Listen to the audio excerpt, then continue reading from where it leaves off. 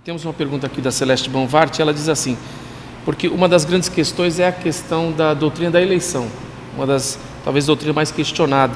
Se Deus já escolheu antes da fundação do mundo os que haveriam de salvar, por que então devemos evangelizar?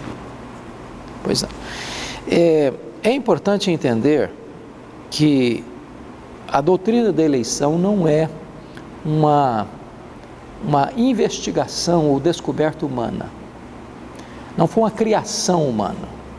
Isso não foi resultado de nenhum estudo, de um concílio eclesiástico que chegou a essa conclusão.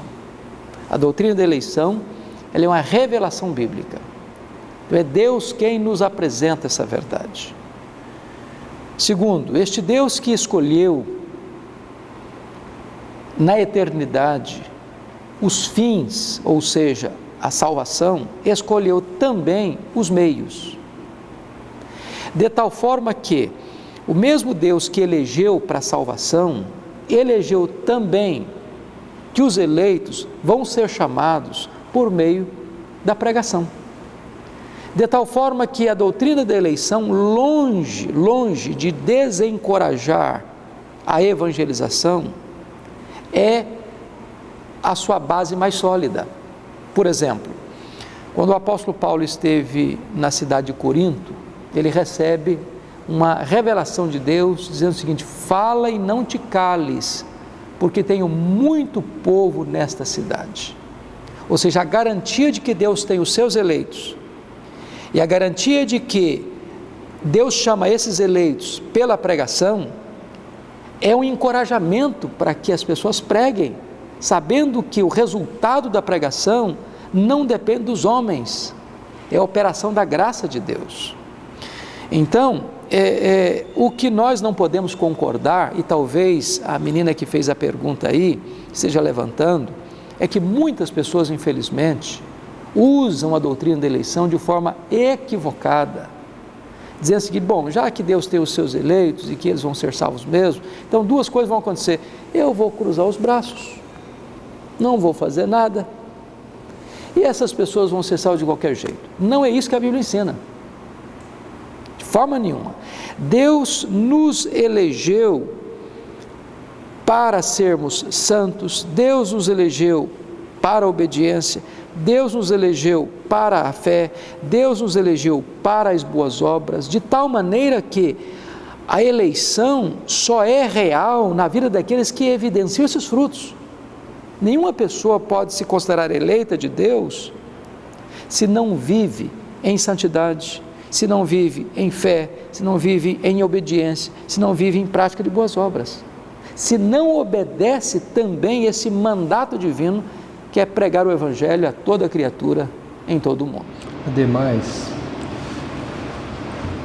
o apóstolo Paulo, que foi o principal sistematizador de toda essa teologia, que é o principal sistematizador da teologia da eleição, da predestinação, foi um homem extremamente prático e sofreu torturas, prisões para pregar o Evangelho. Imagine se ele tivesse a ideia: irmão, Deus me revelou, estão eleitos, vou continuar fazendo minha tenda, eu não preciso atravessar mares, não preciso enfrentar perseguições para pregar o Evangelho. Ele cria, a ele foi revelado todo esse complexo da teologia, mas ele entendeu exatamente isso, que o meio pelo qual Deus iria chamar os eleitos era unicamente através da pregação do Evangelho, que a fé vem pelo ouvir, ele vai dizer.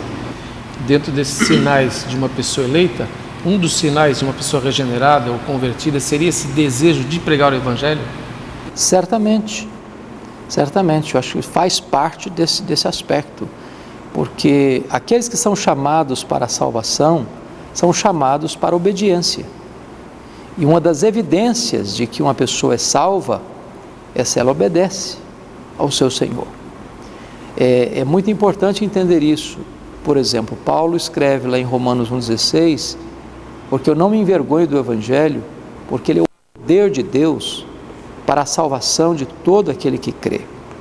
Então, o Evangelho não é o poder de Deus para a salvação de todas as pessoas, sem exceção,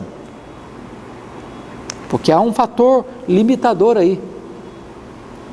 É só aquele que crê, e todo aquele que crê. O Evangelho não é o poder de Deus para a salvação do incrédulo, do ateu, do místico, do sincrético, mas daquele que crê.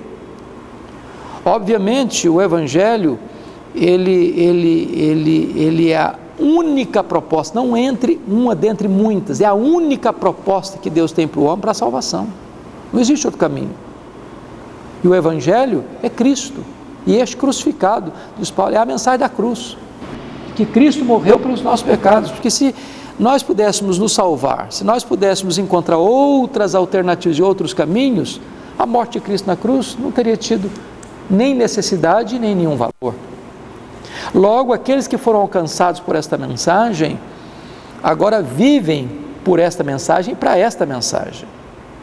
Então, uma evidência de que alguém de fato foi alcançado pela graça de Deus, é que ele agora quer se tornar um instrumento para levar essa mensagem às outras pessoas. E de maneira bem simples e prática, quando você ganha um presente muito bonito, a primeira coisa que você quer fazer é compartilhar esse presente com as pessoas. Então, alguém que... E a gente nota isso na vida cristã. Geralmente os recém-convertidos, eles têm uma alegria e um desejo muito intenso de falar para os outros que eles foram alcançados, que vendas caíram dos seus olhos. Então, isso tem a ver de maneira prática também. É uma evidência também.